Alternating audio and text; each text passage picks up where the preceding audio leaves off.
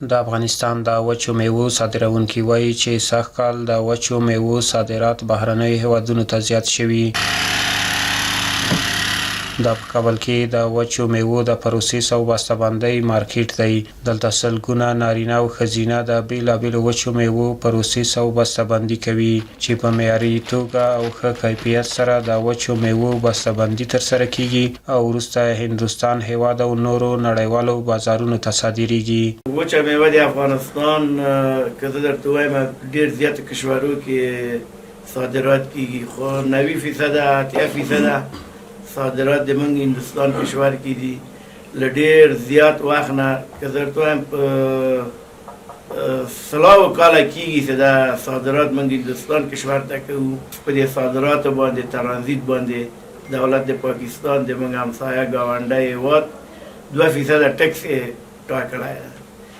نو دا صادر کننده تجاران چې دي دا وچه میوه دا د دې 2% ټکس نشي ورکولی. په دې چې دا فایده یې ډېر کمه ده او ټکس 2% ده. پروسس و بسته‌بندي د موږ الحمدلله بیخي بین المللي ده. دا پروسس و بسته‌بندي ته تاسې وګورئ، دا داسې پروسس و بسته‌بندي ده.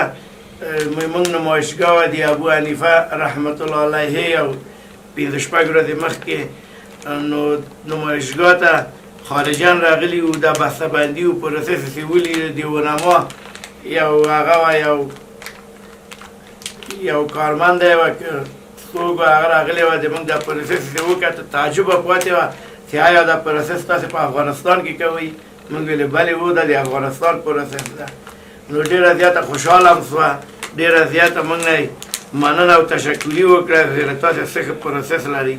د وچو میوو د صادروونکو ټولنې مسؤلین وایي که څه هم په وروستیو کلونو کې د وچو میوو صادرات هندوستان او نورو نړیوالو بازارونو ته زیات شوي دي، خو دوی هندوستان هیواد ته د تللو لپاره د ویزو اخیستلو په برخه کې له ګڼو ستونزو سره مخ دي.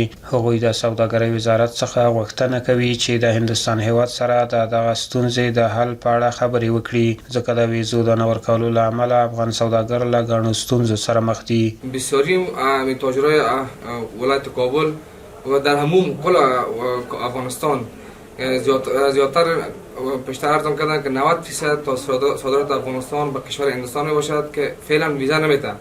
بسیاری از تاجرای هندوستان فعلا حتی تماس تاجرها جواب نمیدن، میفهمن که ویزا نیست و حساب پول به تاجرها روان نمیکنن. اینمی از دولت امارت اسلامی خواهش میکنیم که هر چیز زودتر از وزارت خارجه، از وزارت خود تجارت افغانستان که یک زمینه رو بسازد تا ویزه برای تاجرات داده شود تا اونجا برن حل مطلب شوند. کلان مشکل بر تمام تاجرای افغانستان است که بعد از این سقوط جمهوریت و فتح افغانستان که توسط امارت اسلامی افغانستان شد و ویزا را بند ساختن بالای از اینا و اینا تقریبا بیش از مقدارش برای ما معلوم نیست، اما بیشتر پول تاجران ما در هندوستان بند است و اینا نمیتونن کمی حسابدهی خود از طریق تلفن حل کنن، به خاطر که قبلا هم جناب رئیس برتان گفتن اونا تلفن اینا رو موکل نمیکنن. و بعد از اینکه امارات اسلامی افغانستان همراه وزارت خارجه و وزارت خارجه هندوستان به تماس شوند و مشکلات ویزیشان حل نمایند، یک کلان سهولت بر تاجرای ما میباشه.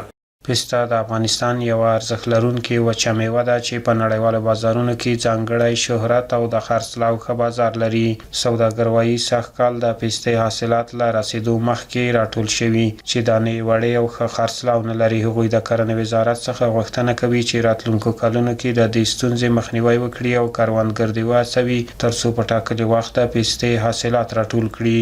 پسته بدخشان است، یعنی از بدخشان میه باز اینجا تاجرای ملی ما که سلیمی پروسس میکنه 250 گرم جور میکنه. بسیار مشکلات زیاد داره در حساب پروسس، در حساب پاکاری هیچ جای نداره. همین رژیم سابقه که بود جمهوریت یا لبارکه و جایی داده بود، اونجا بسیار دور است، بسیار طولانی راست، فی نفر 100 نفر کرام میخواد تا اونجا.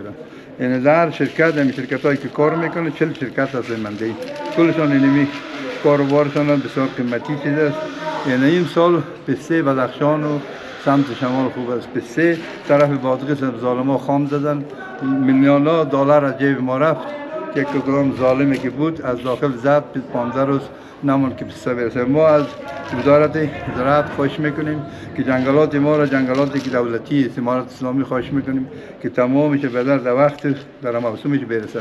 این نه درخت از کس است، این خدایی در بادغیس در سمت شمال در تمام جایی را نه کس هاو میتونه، نه بیادر هاو میتونه، نه دوام میتونه. این خدایی طبیعی است. این پسته که در افغانستان در هیچ جای نیست، هیچ جای نداره رقم پسته ایران است و زراعتی است و دوام میخوره، پودر میزنه، هر چی که میکنه. این مقام طبیعی است، یک نمبر مال است.